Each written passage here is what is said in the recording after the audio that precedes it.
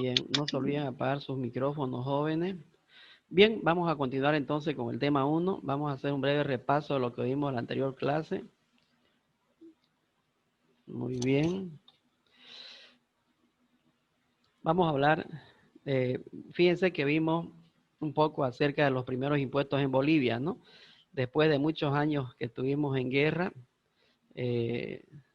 se crearon los nuevos impuestos después de la independencia de Bolivia, ¿no? En el año 1825, cuando Bolivia se crea como una república libre. Fíjense que en esta época, como habíamos visto antes, se promulga la primera constitución del Estado, se eliminan muchos impuestos, ¿verdad?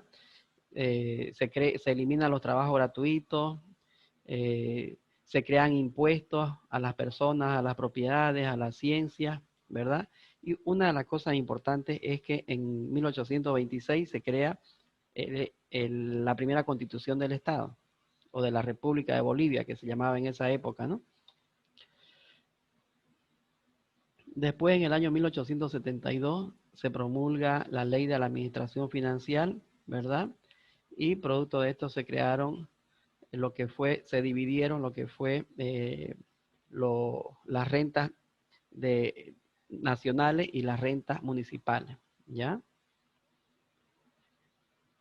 Después vimos que en el año 1877 hubo un terremoto que dejó el Estado o el Tesoro Público devastado, por lo que el Estado tuvo que verse obligado a crear nuevos impuestos. Entre uno de esos de ellos fue en el año 1878, después del terremoto que hostigó a Bolivia, se crea el impuesto al salitre, ¿verdad? Al quintal de salitre, que era 10 centavos por cada quintal, y producto de eso Chile nos inició la Guerra del Pacífico, ¿no? Indicando de que Bolivia no tenía por qué cobrar impuestos a Chile, que teníamos un convenio y todo eso, ¿no? ¿Se acuerdan que les hablé? Después de muchos años, en el año 1883, también se crea el impuesto a la goma, ¿ya? Entonces lo que Bolivia quería hacer era recaudar fondos. ¿Por qué? Porque una de sus formas de ingreso que tenía el Estado en esa época eran los impuestos, entonces no tenía otra forma, no tenía más opciones. ¿Y qué pasó? Que en Puerto Alonso se obligó a que todo lo que se exporte al exterior tenga que pagar un impuesto, y también eso dio origen a la Guerra del Acre, ¿verdad? Que perdimos con Chile. Después de 1886, 3 años después de la Guerra del Acre, tenemos el impuesto a la plata, ¿no?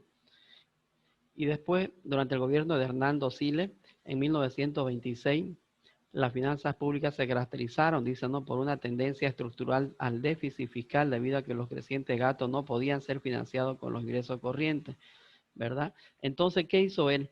Él vio necesario contratar a un grupo, como les mencioné el otro día, de expertos en la administración y expertos en reformas fiscales, que ellos fueron no solamente a Bolivia, sino también a muchos países de Latinoamérica, ¿ya? Que esto se dio entre 1919 y 1931. ¿Y qué fue lo que lograron estos expertos, que se llamaban Misión Kemmerer? Se creó, gracias a la contratación de estos expertos, el Banco Central de Bolivia, la Aduana Nacional y la Contraloría General de la República, ¿no? Que era en esa época, ¿no?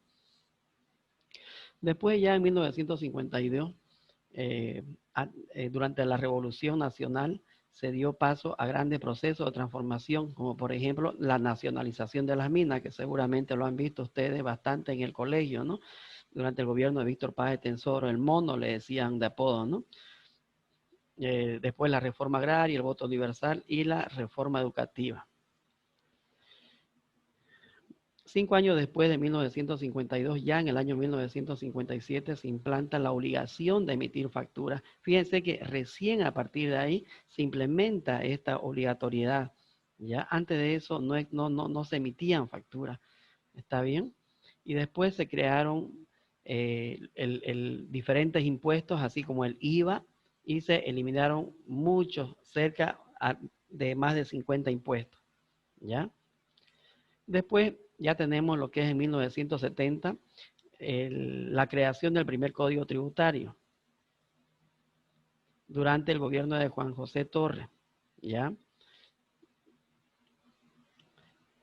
Y en el año 1975, el gobierno contrató una misión encabezada por Richard Musgrave, dice, fíjense, quien junto a un equipo de profesionales realizó un estudio de reforma fiscal, ¿ya? En donde se crearon, por ejemplo, el IVA, el impuesto a los profesionales, el impuesto a los consumos específicos, el impuesto a la herencia, que hasta el día de hoy estos impuestos, fíjense, como desde el año 1975, ¿verdad? Se han ido creando estos impuestos y siguen hasta el día de hoy. No se han abolido, no se han eliminado. El impuesto a los asalariados, el impuesto a la propiedad, etcétera. Entonces, fíjense cómo algo que ha nacido en una época tan antigua, hasta el día de ahora se sigue manteniendo, ¿no? Solamente que ha ido mejorando en algunos aspectos, pero de forma general, fíjense que nuestros impuestos tienen una antigüedad bastante anterior, ¿no? Fíjense que dice, después en 1982, tras una serie de gobiernos militares, como les decía el otro día, Bolivia sufrió mucho, tuvo muchos gobiernos, entre ellos tuvo gobiernos militares, ¿verdad? Y sufrió un problema muy grande en lo que respecta a la inflación. Entonces, fíjense que la presión tributaria dice que descendió al 1% del Producto Interno Bruto. ¿Qué quiere decir eso? ¿Qué es la presión tributaria? Es la capacidad que tienen las personas y las empresas de contribuir en efectivo al país por concepto de impuestos. Entonces, fíjense que en esa época el Estado no tenía prácticamente nada de ingreso por concepto de impuestos. Imagínense hasta dónde había llegado. O sea que al final todos los gobiernos militares que tuvimos, ¿ya? Y los otros gobiernos también, que al final varios entraban por golpe de Estado o por otras cosas, fíjense que produjo o conllevó a que nuestro país se vaya sumergiendo en la miseria, entró en quiebra en pocas palabras, ¿se dan cuenta? Entonces, nuestros billetes, por eso dice que no tenían ningún valor, ¿ya? Tuvimos un problema enorme donde el dinero que tenían las personas, el dinero que ganaban las personas no alcanzaba para nada. Entonces, por eso es que hacemos hincapié diciendo de que la presión tributaria o la presión fiscal también se llama, que es un término que ustedes recién seguramente lo han escuchado, estaba en el 1% por no decir el 0%. O sea que no había ingreso por concepto de impuestos del Estado, ¿ya?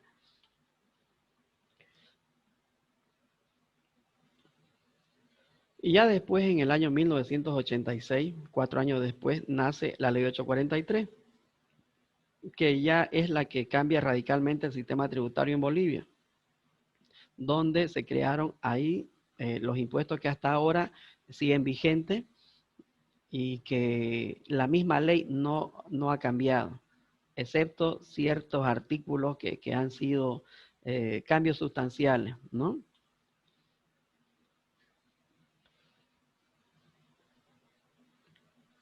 Y fíjense que desde esa época uno de los impuestos, como es el caso del IVA, el impuesto al valor agregado, es uno de los impuestos que más recaudación tiene en Bolivia.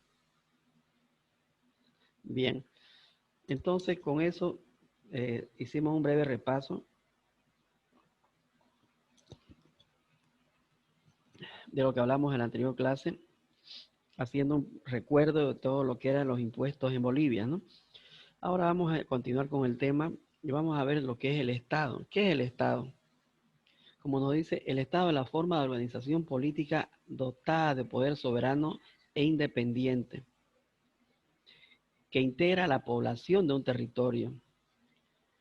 Se hace referencia a la organización social, política y económica conformada por un conjunto de instituciones que tienen el poder de regular la vida en sociedad bajo el imperio de una ley con el fin de alcanzar el bien común. Ahora, ¿cuál es la estructura que tenemos del Estado? Tenemos, fíjense, que dentro de la organización política que tenemos en el Estado, que está dotada de poderes soberanos e independientes, ¿verdad? Porque no pertenecemos a ningún otro país, ¿no? Que integra la población de un territorio, se hace referencia a la organización social, política y económica conformada por un conjunto de instituciones. Fíjense, ¿de qué instituciones estamos hablando? Estamos hablando, como por ejemplo, de lo que es los poderes, ¿verdad? Legislativo, ejecutivo, judicial, electoral. Esa es la estructura que tenemos del Estado. El Estado se organiza y se estructura, ¿verdad? A través de estos órganos, ¿no? Entonces, la organización del Estado está fundamentada en la independencia, en la separación de poderes, como lo vemos ahí, la coordinación y la cooperación entre estos órganos, ¿no? Pero, ¿qué es el órgano legislativo en primera instancia? Está compuesta por la Asamblea Legislativa Plurinacional, ¿verdad? Que está compuesta por dos cámaras, la Cámara de Diputados, ¿no? Y la Cámara de Senadores, ¿no? Como seguramente han estado escuchando ustedes, actualmente está muy de moda por el tema de las elecciones generales que se vienen, ¿no? En este mes de octubre. Y es la única con facultad de aprobar y sancionar leyes que rigen para todo el territorio boliviano, ¿ya? Este órgano está presidido por el vicepresidente del Estado. Fíjense que el órgano legislativo es el único que puede aprobar o dictar leyes, ya por si acaso. Ustedes de repente se preguntarán, pero ¿y quién hace las leyes? ¿No? ¿Quién las aprueba? ¿Quién las deroga? ¿No? Entonces, es el órgano legislativo. Después tenemos la Cámara de Diputados, ¿no? Como les decía hace rato, el órgano legislativo está compuesto por dos cámaras, la Cámara de Diputados y la Cámara de Senadores, ¿no? ¿Y qué hace la Cámara de Diputados? ¿Quiénes son? Está conformada por 130 miembros, ¿ya? Cada departamento elige a la mitad de las circunscripciones uninominales. La otra mitad se elige en circunscripciones plurinominales departamentales, ¿ya? Ahora, la Cámara de Senadores está conformada por un total de 36 miembros. En cada departamento se eligen 4 senadores. Y si ustedes multiplican 4 por 9 departamentos, son los 36 miembros que componen la Cámara de Senadores. La Asamblea Plurinacional tiene asambleístas suplentes que no reciben remuneración, por si acaso, ¿ya? Después tenemos el órgano o poder ejecutivo, que le llamamos, ¿no? ¿Por quiénes está compuesto el órgano ejecutivo? Está compuesto por el presidente. ¿Por quién dijimos que estaba? ¿Quién era el que preside el órgano legislativo? El vicepresidente del Estado. Y ahora, el órgano ejecutivo lo preside el presidente del Estado, ¿ya? Que son elegidos mediante sufragio directo, obviamente, como ya todos lo saben, para un periodo de 5 años. Y pueden ser reelectos por una sola vez de manera continua, por si acaso, ¿no? Este órgano también está compuesto por las ministras y los ministros del Estado, nombrados por el presidente. Fíjense que también antes el presidente nombraba a lo que es los gobernadores, ¿verdad? En cambio, ya se cambió eso, ahora se los elige, ¿no? A la fecha, eh, la presidencia la ejerce la presidente Yanine Áñez, ¿verdad? Y luego tenemos el órgano judicial, que es muy importante que ustedes, como estamos hablando un poco del tema tributario, también conozcan estos aspectos, ¿ya? Para que tengan un conocimiento general de todo, ¿no? No solamente tenemos que hablar de impuestos, impuestos, impuestos, también tenemos que ver estos temas. Así es que tenemos el órgano judicial. ¿Cuál es la función del órgano judicial? ¿Por quiénes está compuesto? La jurisdicción se ejerce por el Tribunal Supremo de Justicia. Los tribunales departamentales de justicia, los tribunales de sentencia y los jueces. La jurisdicción agroambiental por el tribunal y los jueces agroambientales, ¿ya?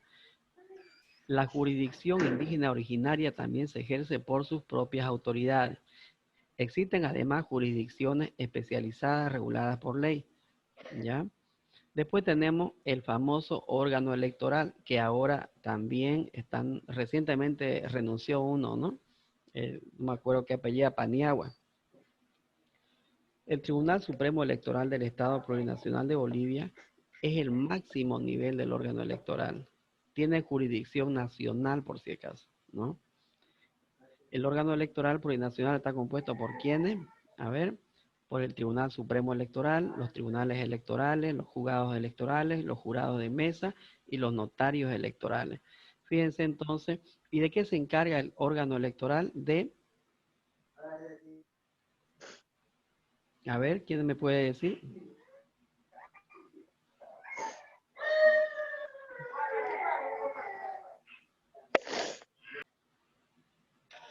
Ese micrófono que apaguen, profe. Sí, se olvida. No se escucha muy bien, cortado. Bien.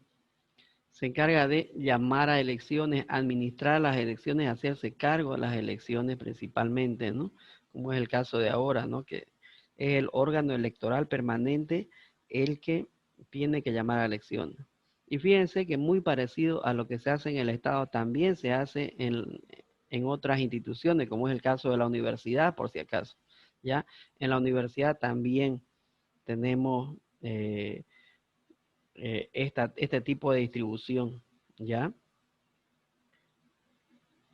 Entonces, al igual que en los distintos órganos legislativo, ejecutivo y judicial, también tenemos una corte electoral permanente en la universidad que también tiene que llamar a elecciones en este año. Así es que, fíjense que como que se van copiando algunas cosas, ¿no? Después tenemos lo que es otro aspecto muy importante que tienen ustedes que conocer, la hacienda pública. Pero ¿qué es la hacienda pública? Es una rama del conocimiento económico, ¿ya? Que tiene por objeto el estudio de la economía del sector público, que comprende la intervención que el Estado efectúa en una economía de mercado, fundamentalmente a través de los ingresos y los gastos públicos. Desde un punto de vista subjetivo, es la administración fiscal o el fisco, ¿ya? Que seguramente ustedes también han escuchado ese término, ¿no? Es el conjunto de órganos de la administración del Estado que están encargados de hacer llegar los recursos económicos a las arcas del Estado, ¿ya?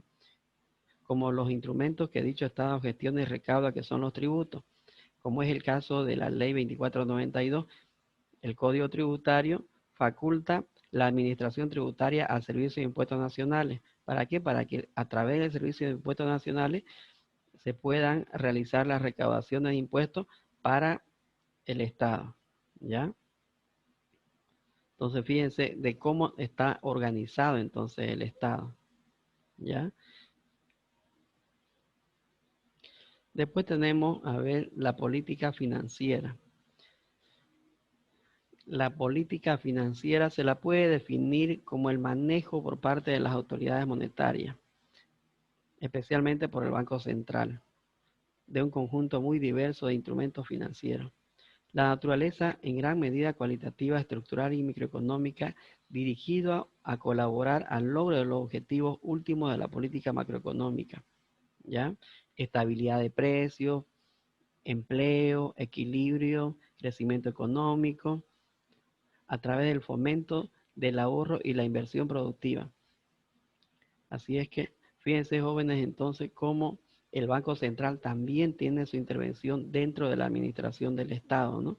No es nomás, a veces uno piensa, el Banco Central debe ser un banco, no, también tiene sus pequeñas cosas, ¿ya? Después tenemos la legislación financiera, es el conjunto de cuerpos o leyes que en materia financiera regulan las actividades de las empresas públicas y privadas que forman parte de la estructura financiera de un país.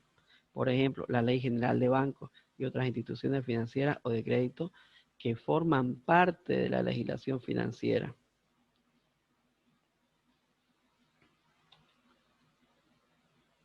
Después tenemos las leyes que rigen el Estado. Por ejemplo, tenemos la Constitución Política del Estado, ¿verdad? que es nuestra carta magna, como le decimos, es la máxima instancia a nivel legal que tenemos, es la norma jurídica suprema positiva que rige nuestro Estado.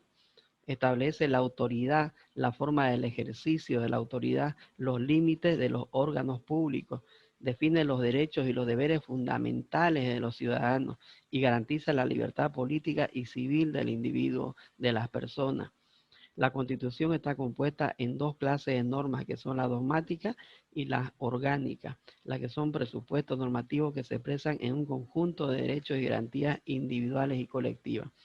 Estas normas, la estructura jurídica política del Estado, determinando la forma de gobierno y la organización de los órganos del poder, regulando el poder público para dar equilibrio a los gobernantes con derechos a los gobernados.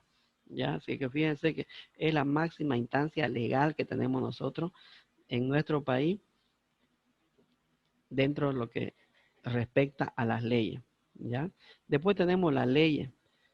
Por debajo de la Constitución tenemos las leyes, los decretos y los reglamentos, ¿no? Fíjense que ¿quiénes dijimos que aprueban las leyes?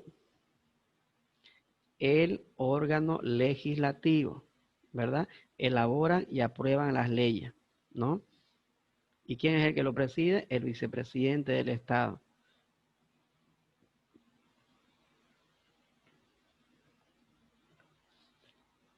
Los decretos, por si acaso, los elabora el poder o el órgano ejecutivo, ¿ya? Los reglamentos los elabora cualquiera de las dos dependencias, ¿ya? Siempre y cuando no entren en conflicto entre ellas. ¿Está bien? Ahora, ¿qué es lo que está por encima del...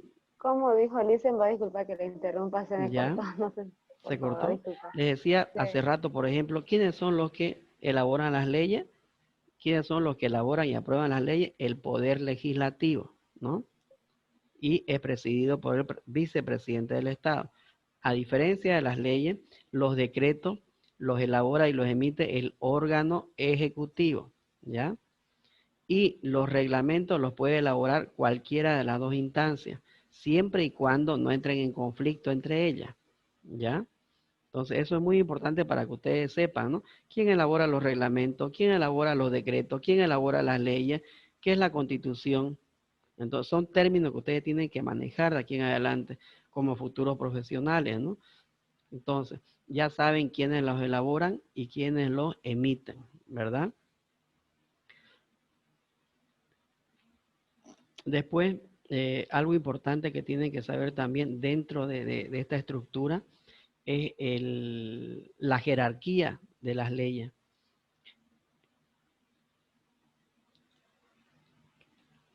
Seguramente ustedes han escuchado hablar de que hay una jerarquía de leyes, ¿no? Por ejemplo, por encima de los decretos. ¿Será que una ley puede normar por encima de la Constitución? No, No, porque la Constitución es la máxima instancia legal que tenemos dentro del país, ¿ya? Ahora, ¿un decreto será que puede estar por encima de una ley?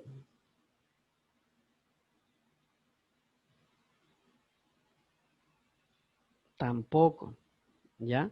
Entonces, fíjense la supremacía de poderes que tenemos, ¿no? Tenemos primero los decretos, tenemos las leyes, ¿verdad?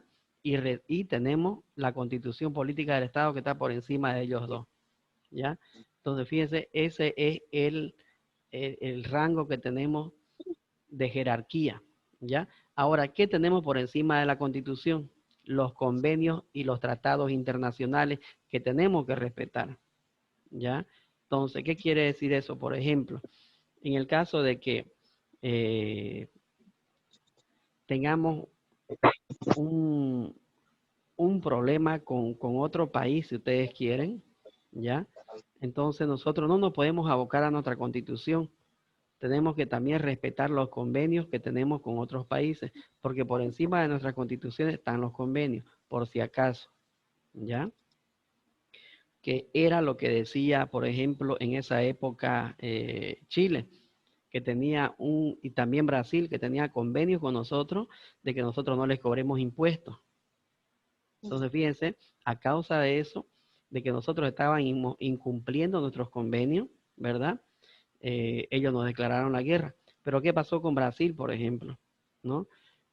Siempre y cuando no se les iba a cobrar impuestos, si es que esos capitales eran del Brasil, o también en el caso de Chile, en el caso del salitre, si esos capitales de esas empresas eran propios de sus países, pero en este caso no eran capitales extranjeros, entonces no estábamos incumpliendo nosotros el convenio, ¿verdad?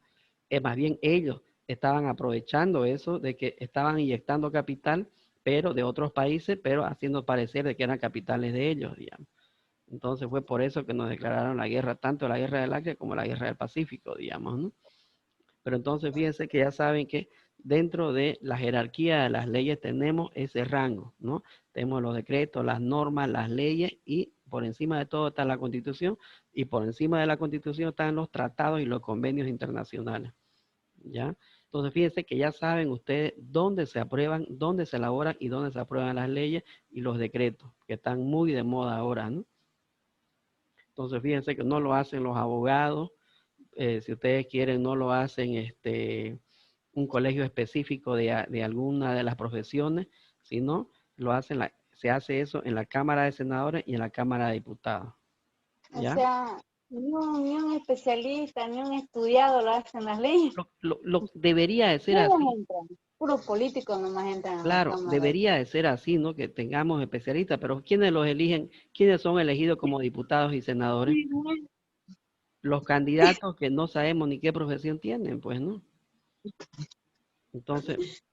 Y dicen en sí, ¿será que por lo menos hacen pasar capacitación de algo o directamente así también lo hacen por hacerlo? Les cuento que así nomás. Hay obviamente un grupo de especialistas que los asesora y los orienta, pero lindo fuera que les hagan caso, pues, ¿no? Lo que pasa es que todo el tiempo más se van al tema político. Entonces, a veces hasta solamente por el hecho de que demostrar que un partido político tiene más poder que el otro, a veces aprueban y rechazan leyes que son en beneficio del Estado. Entonces, son situaciones graves que tenemos dentro del país, que fíjense que no hemos podido resolver hasta ahora. ¿Cuántos años tenemos ya desde la creación del Estado? Y fíjense que hasta ahora no se ha podido resolver. Y este tipo de problemas también tenían los otros países, así como Colombia, Venezuela, Perú, Chile, Argentina, ¿no? Entonces fíjense que desde la época de la creación de estos países hemos tenido estos problemas. Justamente por este tipo de problemas también Simón Bolívar tuvo muchas controversias en estos otros países, porque dentro de la estructura que él venía proponiendo en estos países, ellos no lo consideraban conveniente y lo iban cambiando y lo iban rechazando. O sea, ¿qué hacían Simón Bolívar y José Antonio de Sucre? Iban liberando países, pero como ya los países quedaban libres del yugo español, como le decimos, entonces ya ellos acomodaban sus leyes y sus constituciones a su manera y a su forma, digamos, ¿no? Así es que por eso es que ahora ya se ve recién los frutos de cómo estos países, obviamente que también, pues, ¿no? Por la administración que han ido teniendo, han ido quedando en lo más bajo de lo que es la administración económica, ¿no? Como es el caso de Venezuela, ustedes han visto cómo la gente se está muriendo de hambre, ¿no? Así es que situaciones como esas se han venido dando y a ver, ojalá que no nos llegue a nosotros, ¿no? Aquí en Bolivia. Después tenemos la jurisprudencia. ¿Ya? Dicen, pero ahí los presidentes no se meten en nada en la constitución política del Estado, solamente los senadores y los diputados que dijo. En la elaboración de leyes, ellos Sí, elaboración. ellos presiden la elaboración de leyes, normas y decretos. Ellos son los que dirigen las reuniones, ¿ya? También dan su punto de vista, también se meten, pero ahí se gana por mayoría de votos. Okay. Dicen una pregunta. Por ejemplo, hoy que se está viendo todo esto, que la Cámara de Senadores, ellos aprueban leyes sin que el presidente pueda aprobar, ¿eso también es correcto? ¿O se están basando más a lo político porque tienen más mayoría? en el Senado? En realidad, fíjense que por eso es que se pelea bastante los curules, ¿no? Tanto en la Cámara de Senadores y Cámara de Diputados. Entonces, el gobierno puede proponer una ley, pero si no tiene la aprobación de la mayoría de la Cámara de Senadores, no puede hacer nada. Entonces, es verdad que el gobierno puede proponer, si usted quiere, tiene la intención de hacer algo, pero si no tiene el apoyo de la mayoría, no puede hacer nada. Más se van al tema político, a ver quién tiene más, digamos, ¿no? O quién tiene más poder. Es por ¿Quién eso tiene que, más gente de su exacto, parte por así? eso es que dicen, Porque por ejemplo, de que qué va a pasar en estas elecciones. Por decir, si gana un determinado partido político, pero mientras no tenga mayoría en el Senado, está fregado, no va a poder administrar adecuadamente el país, ¿no? Entonces vamos a tener ese problema. ¿Y de qué sirve, por ejemplo, tener un presidente que no pueda gobernar? Entonces, a ver, ojalá Dios quiera que no pase eso, pero eso es lo que están diciendo. Así es que, a ver Le hice cómo una queda, ¿no? pregunta. ¿El Senado puede aprobar leyes sin que apruebe el Ejecutivo? Es que esa parte no entendí. El Senado, me dice, puede aprobar leyes. ¿Sin que el Ejecutivo lo apruebe?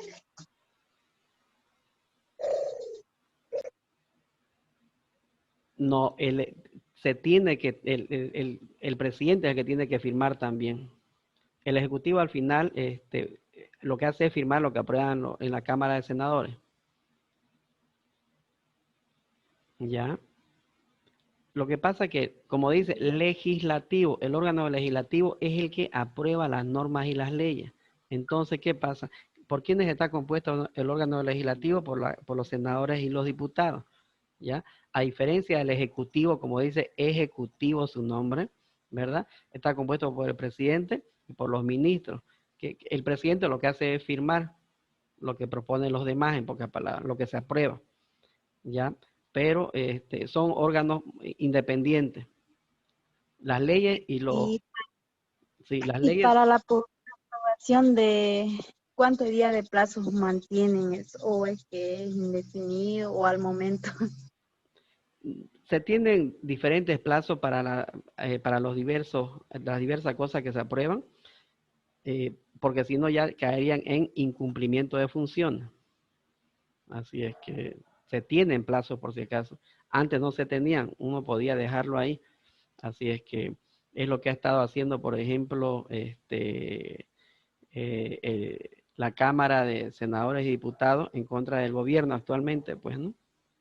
Así es que hay presión de todos lados. No piensen de que, por ejemplo, si ya se aprobó algo en la Cámara de Diputados o en la Cámara de Senadores, y el gobierno lo que tiene que hacer es acatar eso. ¿Ya? claro, porque está en la mayoría, ¿no? Exacto. No le queda otra. Después tenemos lo que es la jurisprudencia. No sé si escucharon ese término. Es lo que se da, por ejemplo, ¿no? También dentro de algunas controversias legales que se tienen. Entonces uno trata de buscar jurisprudencia para ganar algunos aspectos legales, ¿no? Es un conjunto de decisiones que se puede extraer de la interpretación de los jueces jóvenes, ¿ya? Lo que pasa es que si tenemos una situación jurídica, por ejemplo, de que por decir, en base a la decisión de los jueces, hay alguna sentencia de que haya salido favorecido, por decir, a ver, hablemos, como estamos hablando de impuestos, una empresa, digamos, ¿no? Que haya ganado un juicio, le haya ganado un juicio a impuestos internos, si ustedes quieren, respecto a alguna determinación que le hayan realizado a la empresa y que impuestos internos haya sido demandado por parte de la empresa. Entonces, ¿qué pasa? Muchas veces los jueces interpretan las leyes también por su lado, ¿ya? ¿Y qué sucede ahí? De que ganan a veces las empresas. No piensen ustedes que siempre gana el Estado, ¿ya? Cuando tenemos problemas legales, tributarios, si ustedes quieren, ¿ya?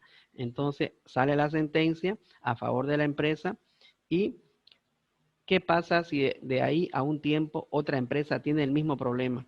Impuestos internos lo primero que va a decir es no, ya no voy a pelear con esta empresa porque ya la otra empresa ya me ganó un juicio parecido, ¿no? Entonces, el impuestos internos lo que hace es seguir peleando, ¿ya? Para salirse con la suya. Lo que pasa es que cuando se trata de muchos millones, entonces hay este tipo de problemas, ¿verdad? ¿Y qué pasa si una empresa tiene el conocimiento de que la otra empresa le ganó un juicio de impuestos internos por ese mismo problema? Entonces, lo que hace la empresa que está en el actual problema es respaldarse con ese fallo judicial que tuvo la otra empresa, ¿ya? Y presenta esa jurisprudencia al Servicio de Impuestos Nacionales, indicando de que se está basando en ese fallo judicial o en esa sentencia judicial. Fíjense entonces que gracias a eso muchas empresas terminan sus problemas tributarios de esa manera, ¿no? Porque impuestos internos, la verdad es que tiene ese problema de que quieren interpretar las leyes a su manera, ¿ya? Más allá de lo bien que realizan su trabajo, tienen ese problema también, ¿ya? De que a veces realizan interpretaciones de los estados financieros que presentan las empresas a su manera, por decir, interpretan que un impuesto se pagó en menos cantidad de lo que debería haberse pagado, porque se favorecieron una determinada factura, o le anulan una factura a la empresa y la empresa dice que esa factura era legal, era de ellos. Impuestos internos le dice que se favoreció un crédito fiscal que no les correspondía. Entonces, fíjense que hay ese tipo de problemas, ¿no? Entonces, muchas empresas, si no tienen buenos abogados, pierden ese tipo de juicios, ¿ya?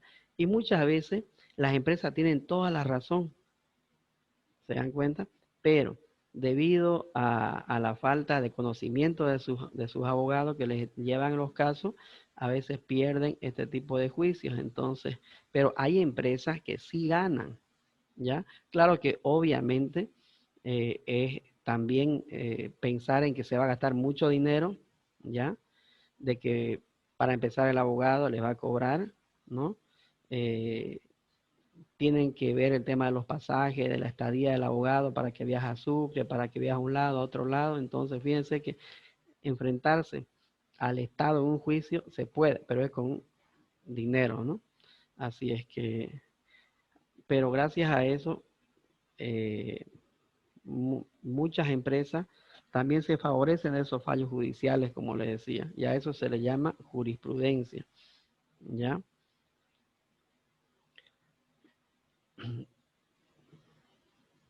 Bien, después tenemos lo que es la ciudadanía.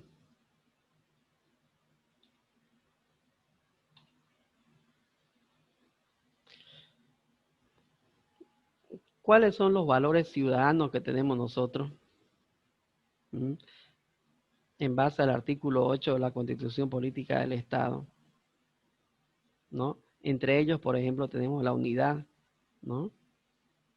Es la suma de esfuerzos para alcanzar nuestros objetivos.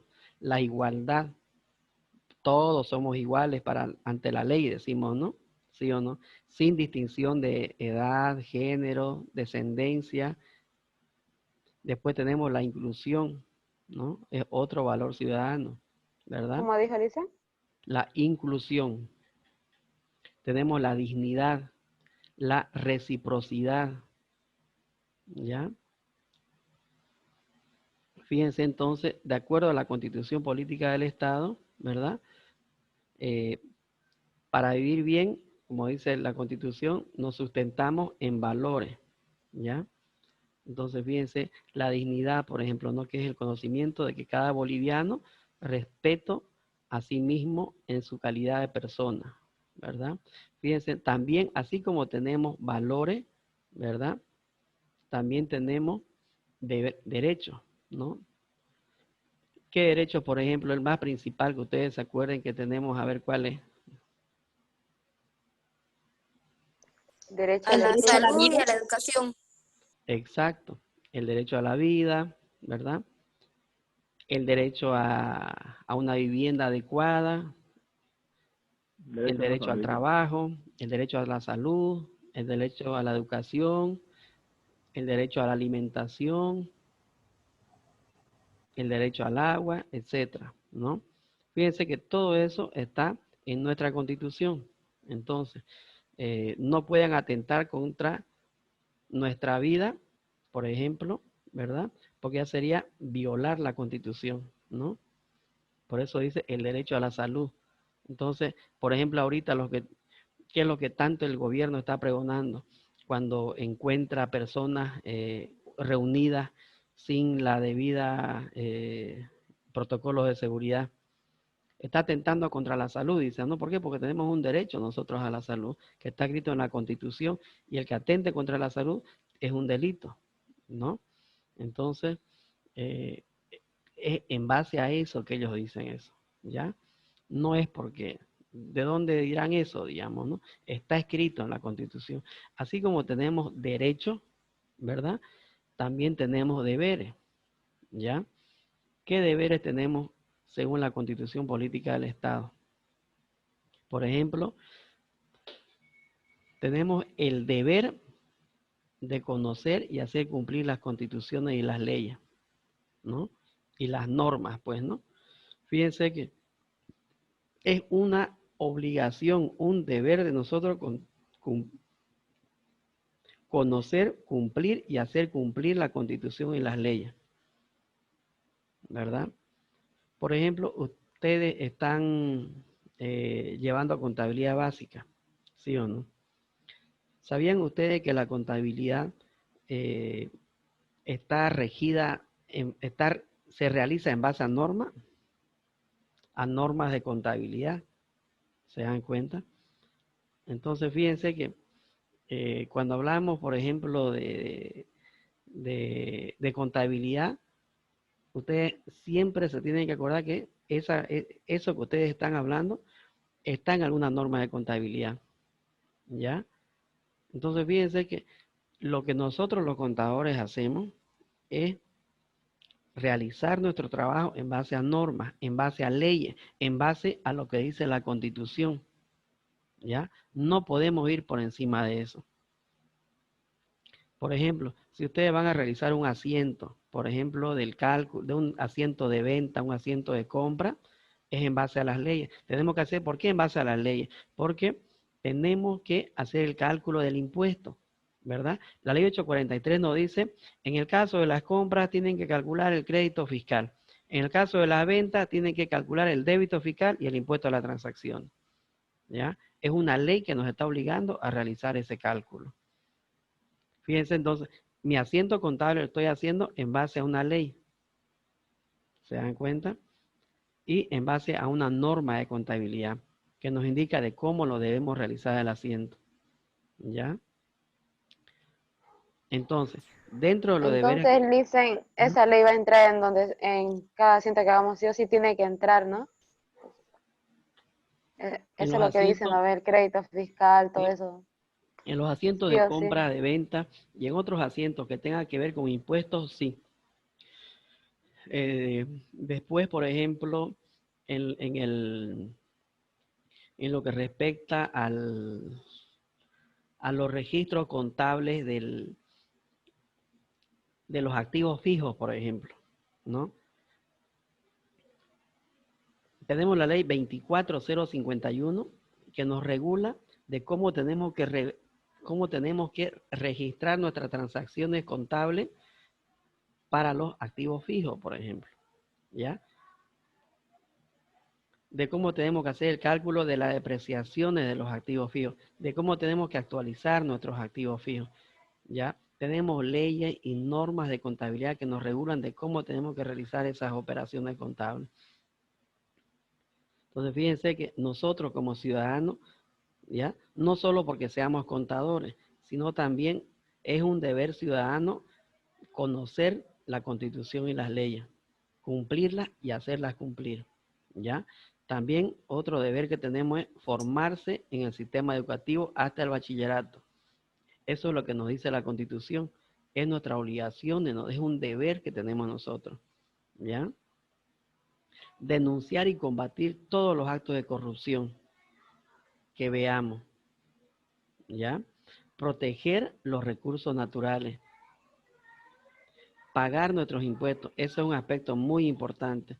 Está escrito dentro de la Constitución. Es un deber de nosotros pagar los impuestos. ¿Eso qué quiere decir? De que si realizamos cualquier tipo de operación transaccional que involucre el pago de impuestos, la Constitución nos dice, muy independientemente de la Ley 843, tenemos la Constitución que también nos está diciendo, ¿ya? Tenemos también el deber fundamental de alimentar y educar a nuestros hijos. ¿Se dan cuenta? Entonces, si no lo hacemos es un delito. Fíjense que si alguien quisiera demandar a una persona por no educar o alimentar a su hijo, o el mismo Estado, si quieren, ustedes lo pueden demandar. Si que quisieran hacerlo, lo hacen y ganan el juicio. ¿Por qué? Porque la Constitución dice que es un deber de nosotros realizar eso, ¿no? Y después tenemos también otro deber ciudadano, que sería cuidar los bienes públicos, ¿no? Los bienes del Estado. ¿Qué quiere decir eso? De que si estamos trabajando dentro de una institución pública, ¿verdad? O como personas naturales, nosotros estamos utilizando los bienes del Estado, tenemos que cuidarlos, no destrozarlos, ¿no? Son situaciones que a veces nosotros vemos que las personas hacen arder, queman, ¿no? Los bienes del Estado, y no es correcto eso, ¿no? A veces por culpa de una persona quieren hacerse pagar con las cosas, y esos son delitos que van en contra de la Constitución política del Estado. Así es que es así, jóvenes.